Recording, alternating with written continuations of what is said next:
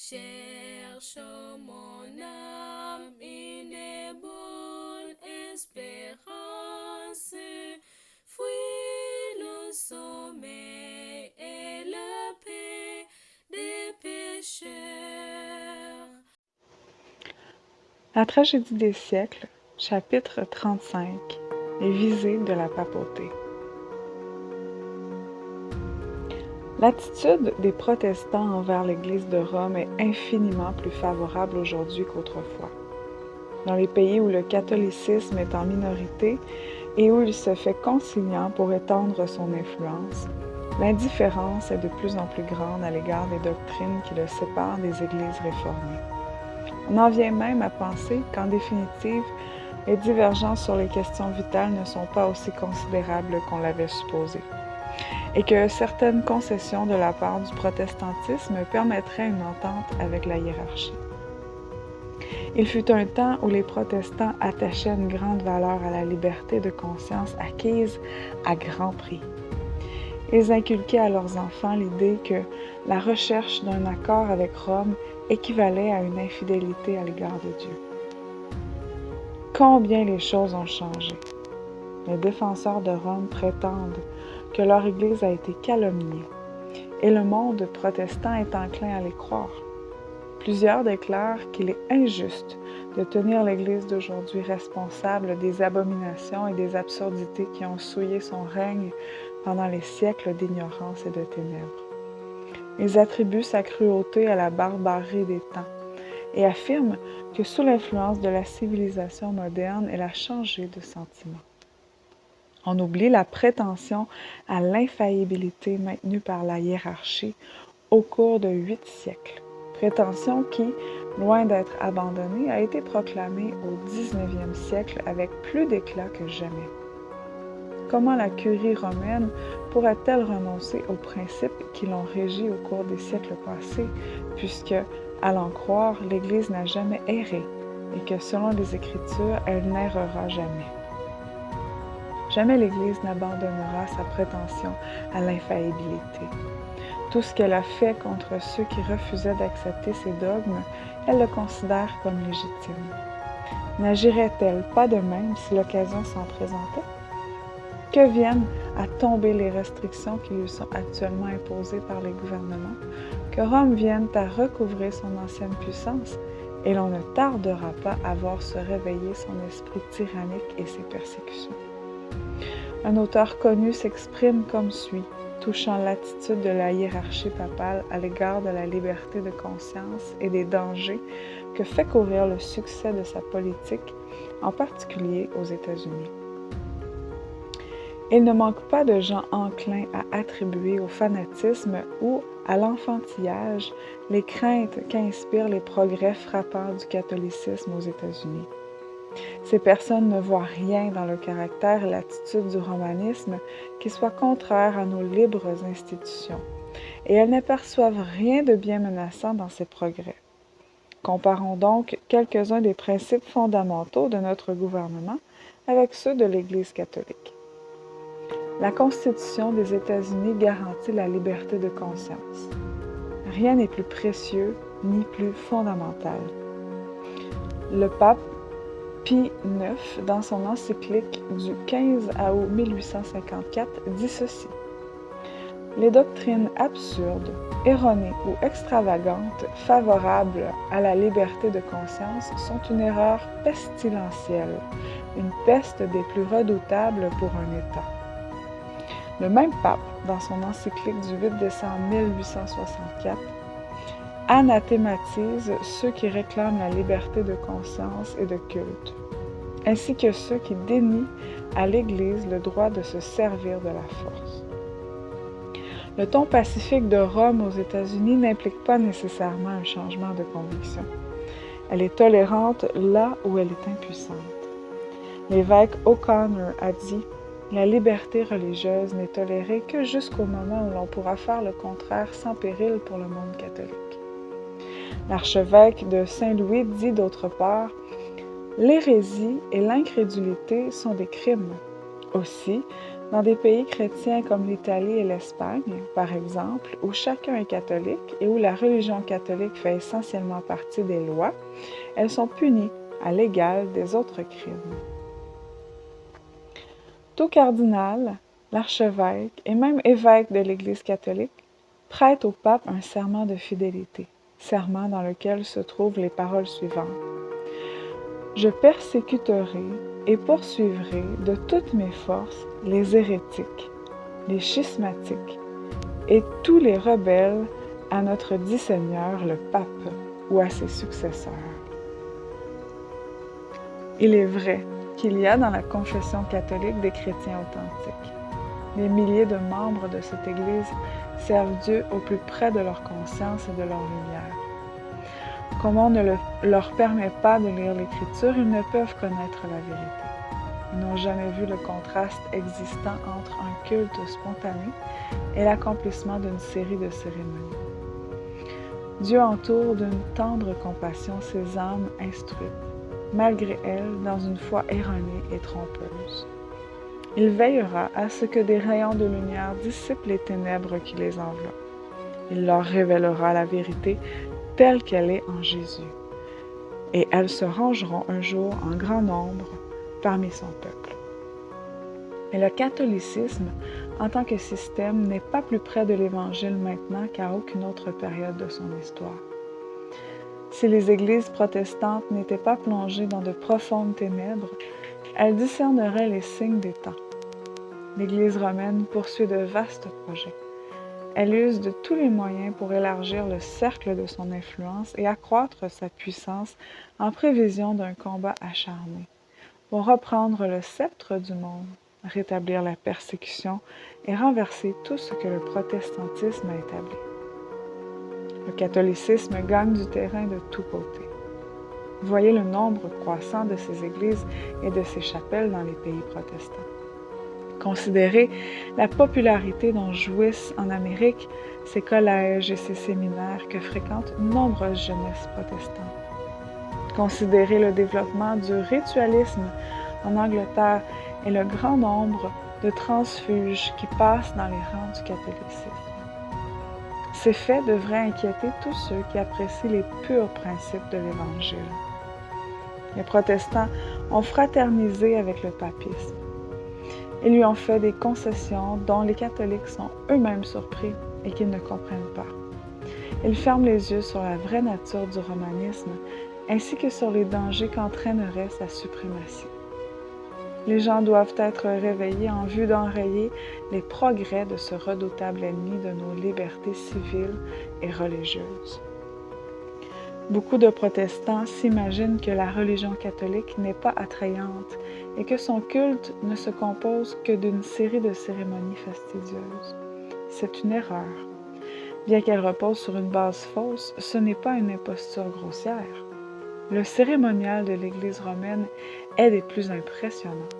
Sa pompe et ses rites solennels fascinent les sens et imposent le silence à la raison et à la conscience.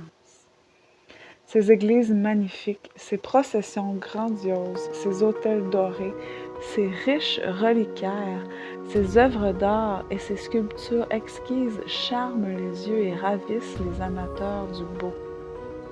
L'oreille est captivée par une musique sans égale.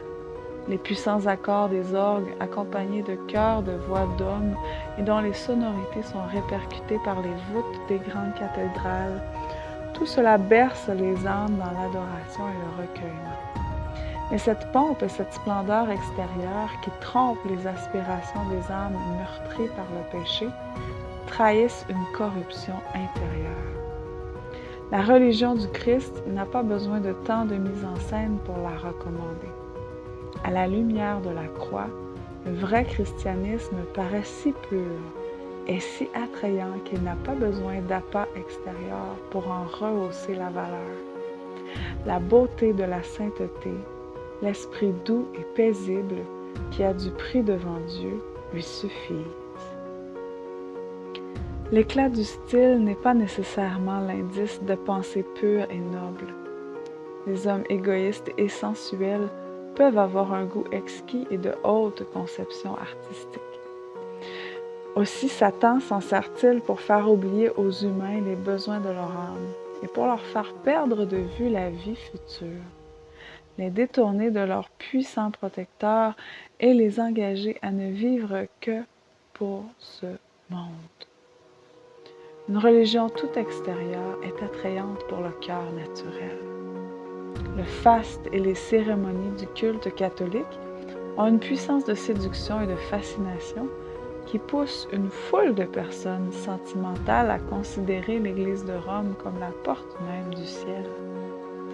Seuls ceux qui ont posé le pied sur le rocher de la vérité et dont le cœur est régénéré par l'Esprit de Dieu sont à l'abri de son influence.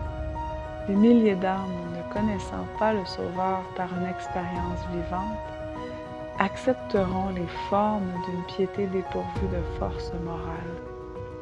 C'est là, du reste, la religion qui plaît à la multitude.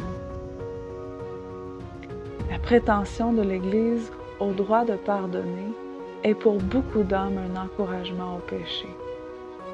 La confession, sans laquelle elle n'accorde pas son pardon, tend également à autoriser le mal. Celui qui fléchit les genoux devant un homme pécheur et lui révèle les pensées et les secrètes fantaisies de son cœur dégrade sa virilité et avilit les instincts les plus nobles de son âme. En dévoilant les péchés de sa vie à un prêtre, c'est-à-dire à un mortel sujet à l'erreur, quand il n'est pas adonné au vin et à l'impureté, l'homme échange sa noblesse morale contre une flétrissure. Et comme le prêtre est pour lui le représentant de la divinité, son idée de Dieu est ravalée au niveau de l'humanité. Cette confession dégradante d'homme à homme est la source cachée d'une bonne partie des maux qui affligent le monde et le mûrissent pour sa destruction finale. Néanmoins, pour celui qui aime ses vices, il est plus agréable de se confesser à un mortel comme lui que d'ouvrir son cœur à Dieu. La nature humaine préfère subir une pénitence plutôt que d'abandonner le péché. Il est plus facile de mortifier sa chair par le cilice et les chardons que de crucifier ses passions.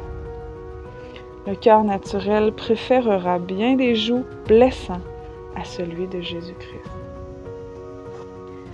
Il y a une ressemblance frappante entre l'Église de Rome et le judaïsme des jours de Jésus.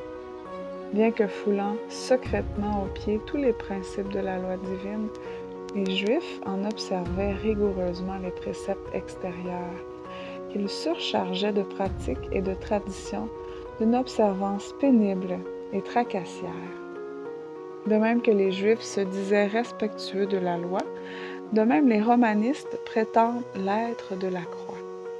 Ils glorifient le symbole des souffrances de Jésus-Christ tout en reniant par leur vie celui qui est représenté par ce symbole. Les catholiques placent des croix sur leurs églises, sur leurs autels, sur leurs vêtements. Partout la croix du Sauveur est visiblement honorée et révérée, tandis que ces enseignements sont ensevelis sous une masse de traditions puériles, de fausses interprétations et de rites fastidieux. Les paroles du Sauveur concernant les Juifs fanatiques s'appliquent avec plus de force encore aux chefs de l'Église catholique romaine.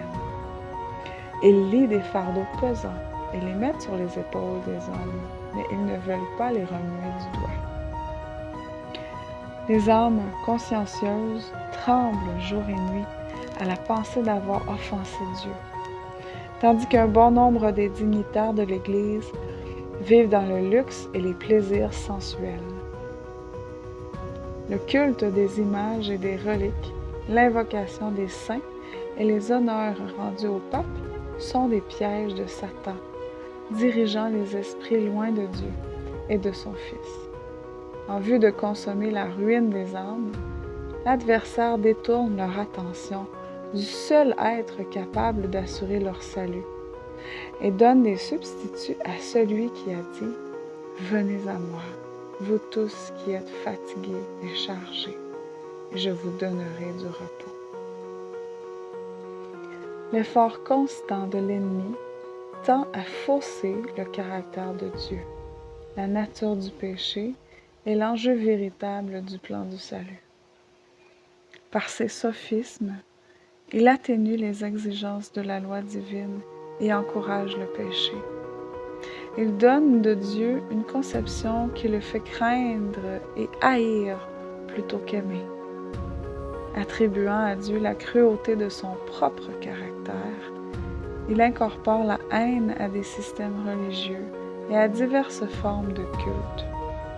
Des esprits ainsi aveuglés, Satan fait ses instruments dans sa guerre contre Dieu. Par cette perversion des attributs de la divinité, les nations païennes en sont venues, pour apaiser la divinité, à pratiquer des sacrifices humains et d'autres atrocités tout aussi horribles. L'Église romaine, qui a réuni les cérémonies du paganisme à celles du christianisme et qui, comme le paganisme, a dénaturé le caractère de Dieu, a eu recours à des pratiques non moins cruelles et révoltantes. Au temps de sa suprématie, Rome recourait à la torture pour contraindre les gens à souscrire à ses doctrines. Aux réfractaires, elle réservait le bûcher. Elle organisa des massacres sur une échelle dont l'étendue ne sera connue qu'au jour du jugement. Sous la direction de Satan, leur maître, les dignitaires de l'Église étudiaient les moyens de garder leurs victimes en vie aussi longtemps que possible, tout en leur infligeant des souffrances extrêmes. Dans bien des cas, le procédé était répété jusqu'à la dernière limite de l'endurance humaine, au point que, la nature finissant par céder, la victime accueillait la mort comme une douce délivrance.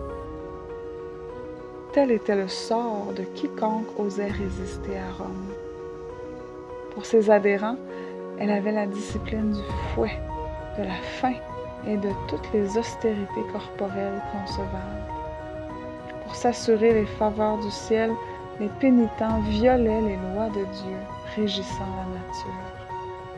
On les engageait à rompre des liens que Dieu avait formés pour embellir le séjour de l'homme sur la terre. Les cimetières contiennent des millions de victimes qui ont passé leur vie en vains efforts pour étouffer en eux les affections naturelles et réprimer, comme coupables aux yeux de Dieu, toute pensée et tout sentiment de sympathie envers leurs semblables.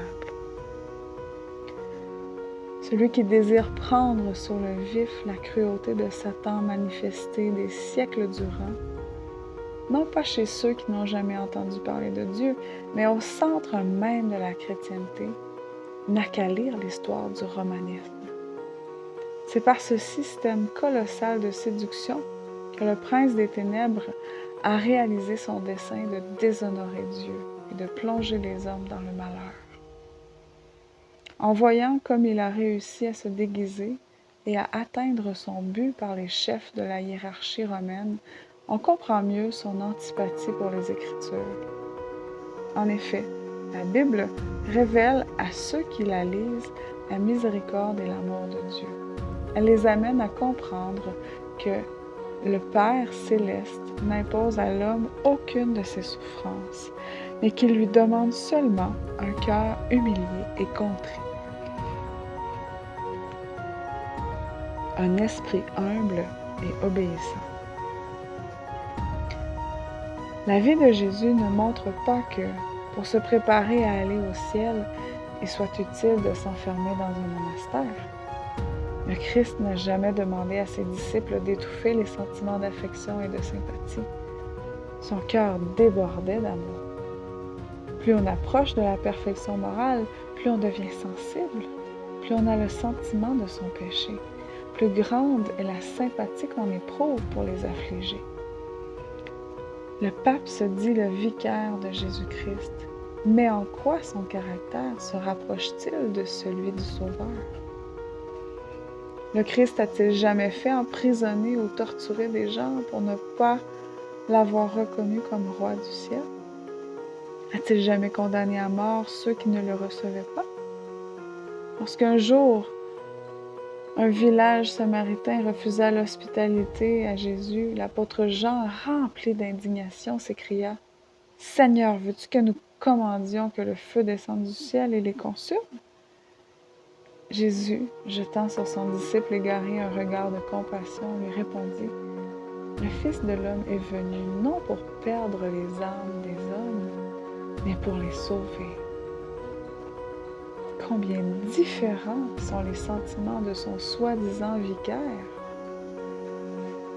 L'Église romaine se présente aujourd'hui devant le monde sous un air de candide innocence et couvre d'apologie le récit de ses cruautés. Mais sous sa livrée chrétienne, elle est inchangée. Tous les principes professés autrefois par la papauté sont encore les siens. Elle conserve des doctrines inventées dans les siècles les plus enténébrés. Que personne ne s'y trompe, la papauté à laquelle le monde protestant est aujourd'hui si enclin à rendre hommage est encore celle qui dominait sur le monde au jour de la Réformation, alors que les hommes de Dieu dénoncèrent ces iniquités au péril de leur vie. Elle maintient toujours les prétentions orgueilleuses qui la poussèrent à s'élever au-dessus des rois et des princes, comme à se réclamer des prérogatives de la divinité.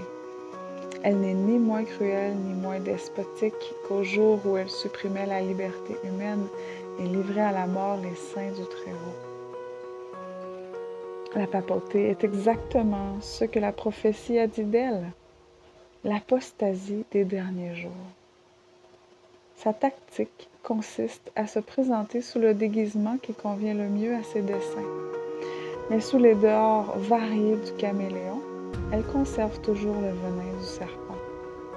On n'est pas tenu de garder la foi jurée à des hérétiques ou à des suspects d'hérésie, dit-elle. Son histoire millénaire est écrite avec le sang des saints. Comment la reconnaître comme un membre de la famille chrétienne?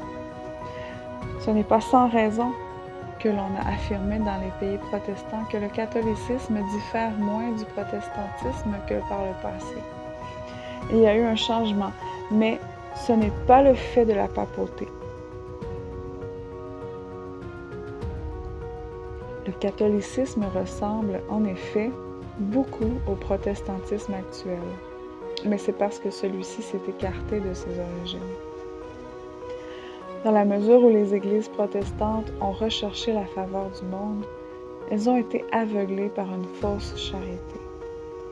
Pourquoi, disent-elles, le bien ne sortirait-il pas du mal? Finalement, elles en viennent à attendre du mal de tout ce qui est bien. Au lieu de se lever pour la défense de la vérité, transmise aux saints une fois pour toutes, elles s'excusent auprès de Rome de l'opinion défavorable qu'elles ont eue d'elle et lui demandent pardon de leur bigoterie. Beaucoup, même parmi ceux qui n'ont pas de Rome une opinion favorable, redoutent peu sa puissance et son influence. Plusieurs affirment que les ténèbres intellectuelles et morales du Moyen Âge favorisaient ses dogmes, ses superstitions et son oppression, mais que les lumières supérieures des temps modernes, telles la diffusion générale des connaissances et la largeur de nos vues en matière religieuse, bannissent le danger d'un réveil de l'intolérance et de la tyrannie. On se rit de l'idée que le retour d'un tel état de choses soit possible. Il est vrai que notre génération est favorisée de grandes lumières intellectuelles, morales et religieuses. Des pages ouvertes du livre de Dieu, un flot de vérité a jailli sur le monde. Mais il ne faut pas oublier que plus grande est la lumière, plus profondes sont les ténèbres de ceux qui la rejettent ou la pervertissent. Une étude de la parole de Dieu faite avec prière montrerait aux protestants la vraie nature de la papauté et les pousserait à l'éviter avec soin. Mais beaucoup sont tellement sages à leurs propres yeux qu'ils ne voient pas la nécessité de demander humblement à Dieu de les conduire dans la vérité. Bien qu'ils soient fiers de leur lumière, ils ne connaissent ni les Écritures ni la puissance de Dieu. Désireux de tranquilliser leur conscience, De quelque façon, ils cherchent à cet effet les moyens les moins spirituels et les moins humiliants. Ils désirent trouver une méthode leur donnant la possibilité d'oublier Dieu tout en paraissant l'honorer. Le catholicisme répond exactement à leurs besoins. Il est en effet conforme aux aspirations de deux classes de gens entre lesquelles se répartit à peu près toute l'humanité. Ceux qui veulent se sauver par leur mérite et ceux qui veulent se sauver dans leur péché. C'est là le secret de sa puissance. L'histoire prouve qu'un temps d'ignorance et de ténèbres a été favorable à la papauté. L'avenir montrera qu'un siècle de grande lumière intellectuelle lui est également propice. Dans les siècles passés,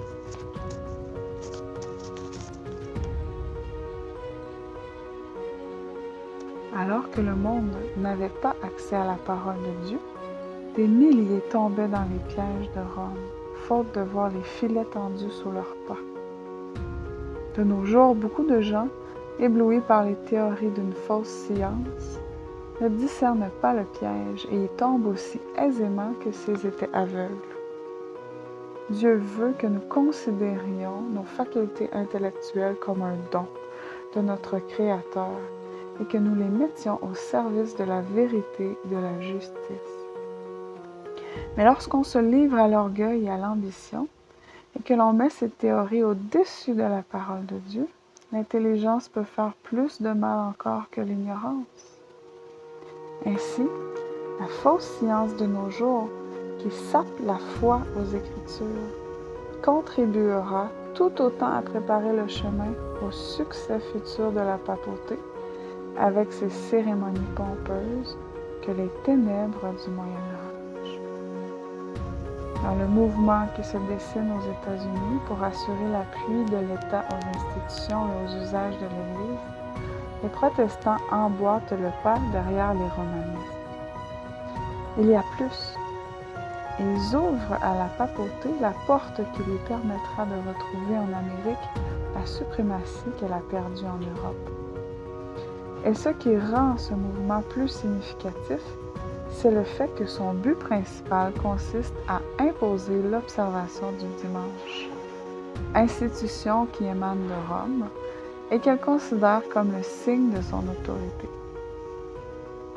Le désir de se conformer aux coutumes du monde et de vénérer des traditions humaines au lieu des commandements de Dieu pénètre dans les églises protestantes et les pousse à faire en faveur du dimanche ce que la papauté a fait avant elle. Ce désir correspond à l'esprit de Rome. Si le lecteur veut se rendre compte des moyens qui seront mis en œuvre dans le conflit qui se prépare, il n'a qu'à lire l'histoire des mesures employées par Rome à cet effet au cours des siècles passés.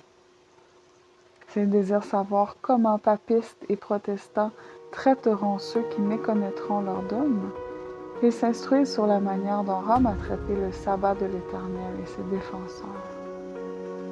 Des édits royaux, des décisions de conciles généraux, des ordonnances de l'Église appuyées par le pouvoir séculier, tels sont les moyens qui furent employés pour donner à une fête païenne une place d'honneur dans le monde chrétien. La première disposition légale en faveur du dimanche fut l'édit de Constantin. Au terme de cet édit, les habitants des villes devaient se reposer au jour vénérable du soleil, tandis que les gens de la campagne pouvaient vaquer à leurs occupations ordinaires. Bien que cet édit fût virtuellement païen, il fut promulgué par Constantin après son adhésion au christianisme. Estimant sans doute que le décret impérial n'était pas suffisant pour suppléer à l'absence de tout ordre divin, l'évêque opportuniste de Césarée, grand ami et flatteur de l'empereur, prétendit que Jésus avait transféré le repos du sabbat au dimanche. Eusèbe reconnaît involontairement être incapable de produire un seul témoignage scripturaire en faveur de la nouvelle institution et signale les auteurs réels du changement en ajoutant « Tout ce qui devait se faire le jour du sabbat, nous l'avons transféré sur le jour du Seigneur. » L'argument en faveur du dimanche, quelque faible qu'il fût, servit néanmoins à enhardir les hommes à fouler aux pieds le sabbat de l'Éternel. Tous ceux qui désiraient pactiser avec le monde acceptèrent la fête populaire. L'affermissement de la papauté et l'exaltation du dimanche progressent parallèlement. Pendant quelque temps, les gens de la campagne continuèrent à s'occuper de leurs travaux en dehors des heures du culte, et le 7e jour fut encore considéré comme le jour du repos. Mais graduellement, un changement se produisit. On défendit aux magistrats, le dimanche, de prononcer aucun jugement sur des causes civiles. Bientôt, les gens de toute catégorie reçurent l'ordre de s'abstenir de toute œuvre servile, sous peine d'amende pour les hommes libres et de la flagellation pour les serviteurs. Plus tard, les dispositions de la loi exigèrent que les riches coupables abandonnassent la moitié de leurs biens et que s'ils s'obstinaient à transgresser le dimanche, ils fussent réduits en servitude. Les gens des classes inférieures étaient punis d'un exil perpétuel. On eut aussi recours au miracle. On rapporte entre autres qu'un fermier qui se disposait un dimanche à aller labourer et qui nettoyait sa charrue avec un outil de fer, vit cet outil s'attacher à sa main et y rester pendant 2 ans, à sa grande douleur et à sa grande honte. Plus tard, le pape ordonna aux curés de paroisse de réprimander les transgresseurs du dimanche et de les inviter à aller faire leurs prières à l'église sous peine des pires calamités pour eux et leurs voisins. Un synode ecclésiastique avança l'argument, si souvent employé depuis, même par des protestants, d'après lequel des gens travaillant le dimanche avaient été frappés par la foudre, ce qui prouvait que ce jour devait être le jour du repos. Cela montre avec évidence, disaient les prélats, que grande doit être la colère de Dieu contre ceux qui profanent ce jour.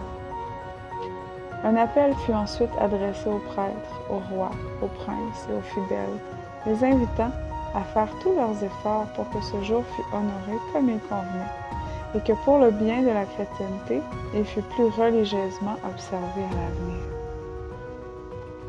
Les décrets des conciles ne suffisant pas, on sollicita des autorités civiles un édit propre à jeter la terreur dans les cœurs et à contraindre tout le monde à suspendre ses occupations le dimanche. Dans un synode tenu à Rome, toutes les dispositions précédentes furent réitérées avec plus de force et de solennité, puis incorporées aux lois ecclésiastiques et imposées par l'autorité civile dans presque toute l'étendue de la chrétienté. Néanmoins, l'absence de toute autorité scripturaire en faveur de ce jour constituait une lacune embarrassante. Les fidèles contestaient à leur conducteur le droit de rejeter, pour honorer le jour du soleil, cette déclaration positive de Jéhovah. Le 7e jour est le jour du repos de l'Éternel, ton Dieu. D'autres expédients étaient nécessaires. Vers la fin du 12e siècle, un zélé propagateur du dimanche, visitant les églises d'Angleterre, rencontra de fidèles témoins de la vérité qui lui résistèrent. Il eut si peu de succès dans la défense de sa thèse qu'il quitta le pays en quête de meilleurs arguments. Ayant trouvé ce qu'il cherchait, il revint à la charge et fut plus heureux. Il apportait avec lui un rouleau qu'il prétendait être descendu directement du ciel, qui contenait le commandement ordonnant l'observation du dimanche, accompagné de menaces terrifiantes à l'adresse des récalcitrants. Ce précieux document, aussi faux que l'institution qu'il était destiné à établir, était, disait-on, tombé du ciel à Jérusalem, sur l'autel de Saint-Siméon à Golgotha. En réalité, il provenait des officines pontificales à Rome, où la fraude et les faux, ayant pour but la prospérité de l'Église, ont toujours été considérés comme légitimes. Le dit rouleau interdisait tout travail depuis la 9e heure, 3 heures de l'après-midi, le samedi, jusqu'au lundi au lever du soleil. Son autorité était, disait-on, attestée par plusieurs miracles. On racontait que des personnes travaillant après les heures prescrites avaient été frappées de paralysie. Un meunier qui faisait moudre son grain avait vu sortir, au lieu de farine, un torrent de sang, et la roue du moulin s'était arrêtée malgré la formidable pression de l'eau. Une femme qui avait mis sa pâte au four la ressortit sans qu'elle fût cuite, bien que le four fût très chaud. Une autre femme qui était sur le point d'enfourner son pain le samedi à la 9e heure et qui avait décidé d'attendre jusqu'au lundi le trouva le lendemain, cuit à point par la puissance divine. Un homme qui avait fait cuire du pain après la 9e heure le samedi eut la surprise, quand il le coupa le matin suivant, d'en voir sortir un flot de sang. C'est par des inventions et des absurdités de ce genre que les partisans du dimanche s'évertuaient à lui attribuer un caractère sacré. En Écosse et en Angleterre, on finit par obtenir une grande vénération pour le dimanche en lui adjoignant une partie de l'ancien sabbat. Mais la durée du temps à sanctifier variait. Un édit du roi d'Écosse déclarait qu'il fallait considérer comme saint le samedi depuis midi et que dès 7 heures jusqu'au lundi matin, personne ne devait s'occuper d'affaires séculières. En dépit de tous les efforts faits en vue d'établir la sainteté du dimanche, les papistes eux-mêmes reconnaissaient publiquement la divine autorité du sabbat et l'origine humaine de l'institution qui l'avait supplantée. Une décision papale du XVIe siècle déclare expressément: tous les chrétiens doivent se souvenir que le 7e jour consacré par Dieu fut reconnu et observé non seulement par les Juifs, mais aussi par tous les autres prétendus adorateurs de Dieu. Quant à nous chrétiens, nous avons changé leur sabbat et lui avons substitué le jour du Seigneur. Ceux qui frelataient ainsi la loi de Dieu et se mettaient délibérément au-dessus de son auteur n'ignoraient pas la gravité de leur acte. On trouve un exemple frappant de la tactique de Rome à l'égard des insoumis dans la longue et sanglante persécution dirigée contre les Vaudois, dont quelques-uns étaient observateurs du sabbat. D'autres endurèrent également des souffrances pour leur fidélité au 4e commandement. L'histoire des églises d'Éthiopie est caractéristique. Au sein des ténèbres du Moyen-Âge, perdus de vue par le monde, ces chrétiens de l'Afrique centrale avaient joui, des siècles durant, de la liberté de servir Dieu selon leur foi. Mais Rome finit par les découvrir, et l'empereur d'Abyssinie, circonvenu, ne tarda pas à reconnaître le pape comme vicaire de Jésus-Christ. D'autres concessions suivirent. Les chrétiens d'Éthiopie furent contraints, par un édit, d'abandonner le sabbat sous les peines les plus sévères. Mais la domination papale devint bientôt si insupportable que les Abyssins résolurent de la secouer. Après une lutte acharnée, les romanistes furent bannis de l'Empire et l'ancienne foi fut rétablie.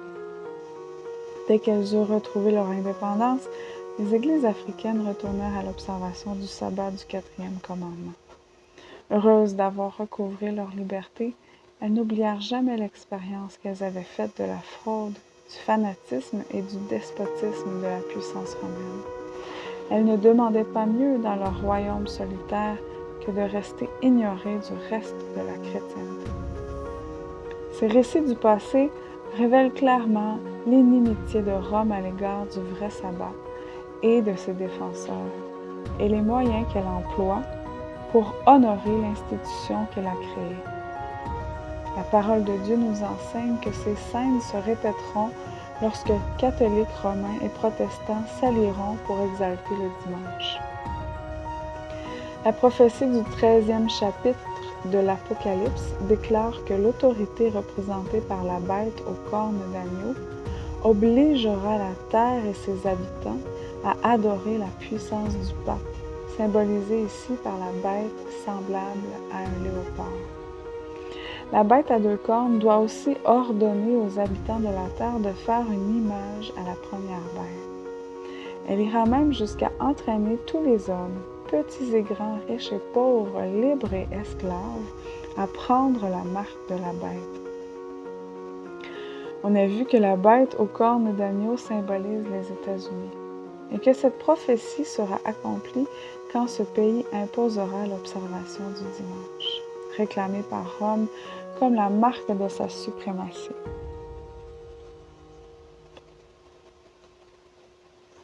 Mais les États-Unis ne seront pas seuls à rendre cet hommage à la papauté. L'influence de cette dernière est loin d'avoir entièrement disparu des pays où elle exerçait autrefois son autorité. Et la prophétie annonce la restauration de son pouvoir. Je vis l'une de ses têtes comme blessée à mort, mais sa blessure mortelle fut guérie, et toute la terre était dans l'admiration derrière la bête. La blessure mortelle désigne la chute du pouvoir papal en 1798. Mais, dit le prophète, sa blessure mortelle fut guérie, et toute la terre était dans l'admiration derrière la bête. Paul dit positivement que l'homme de péché subsistera jusqu'au retour du Seigneur. Il persistera dans son œuvre de séduction jusqu'à la fin des temps.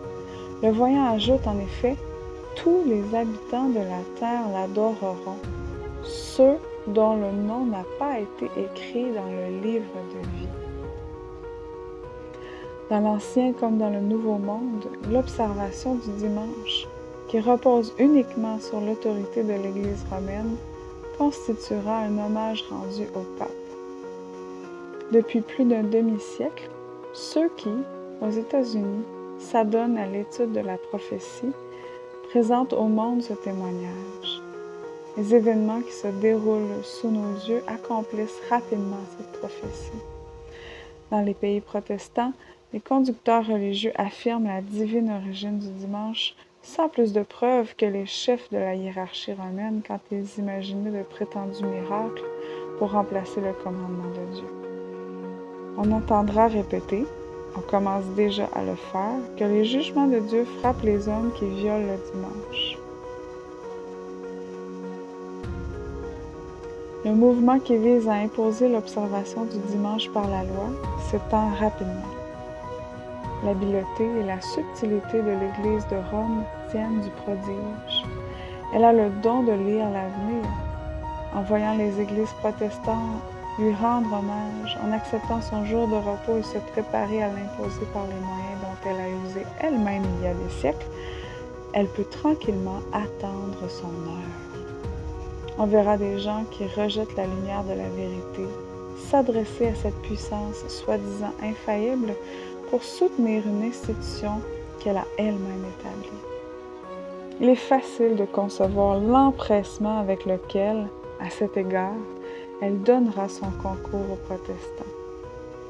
Qui, mieux que les chefs de la hiérarchie, sait comment traiter ceux qui sont rebelles aux décrets de l'Église? Avec ses ramifications enveloppant toute la terre, l'Église catholique romaine forme une vaste organisation destinée à servir les intérêts du siège pontifical, qui en a la direction suprême. Dans tous les pays du globe, ces millions de communiants reçoivent l'ordre de se considérer comme devant obéissance au pape, quelle que soit leur nationalité ou le gouvernement dont ils relèvent. L'autorité du pape doit, pour eux, primer toutes les autres. Ils peuvent prêter serment de fidélité à l'État, mais en cas de conflit, leur serment à l'égard de Rome les dispense de tout engagement. L'histoire raconte avec quelle persévérance la papauté a cherché à s'ingérer dans les affaires des nations, et comment, une fois dans la place, elle s'y est occupée de ses intérêts sans se laisser arrêter par la ruine des princes et des peuples. En l'an 1204, le pape Innocent III obtint de Pierre II, roi d'Aragon, le serment extraordinaire que voici. Moi, Pierre, roi d'Aragon, je promets d'être toujours fidèle et obéissant à mon Seigneur, le pape Innocent, à ses successeurs catholiques et à l'Église romaine, ainsi que de veiller à ce que mon royaume lui demeure soumis.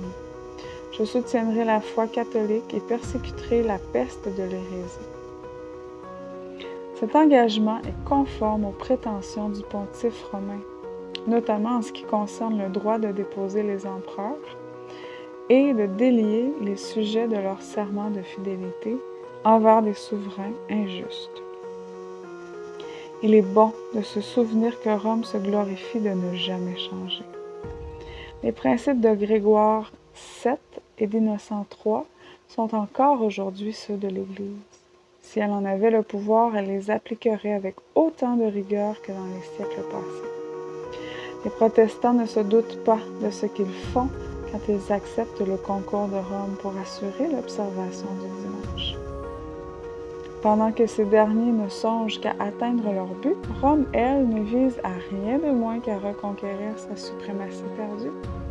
Si les États-Unis adoptent le principe en vertu duquel l'Église peut disposer du pouvoir de l'État, faire inscrire des observances religieuses dans la loi civile, en un mot, donner à l'Église et à l'État le droit de dominer les consciences, alors le triomphe de Rome en ce pays sera assuré. La parole de Dieu nous met en garde contre l'imminence de ce danger. Si le monde protestant fait la sourde oreille à cet avertissement, il ne tardera pas à savoir quelles sont les visées de la papauté. Mais alors il sera trop tard, hélas, pour échapper au piège. L'Église romaine monte silencieusement vers le pouvoir. Ces doctrines font leur chemin dans les chambres législatives, dans les églises et dans les cœurs. Elle érige les constructions massives et altières de ces édifices, dont les caveaux souterrains verront renaître le cours de ces persécutions. Sournoisement, mystérieusement, elle prépare ses armes pour frapper quand le moment sera venu.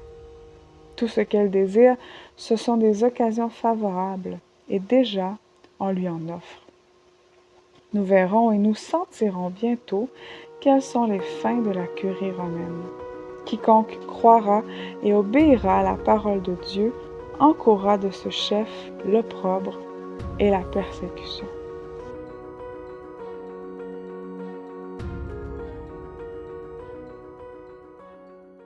Le temps est court, hâtons-nous les avances, où l'Éternel viendra juger les cœurs.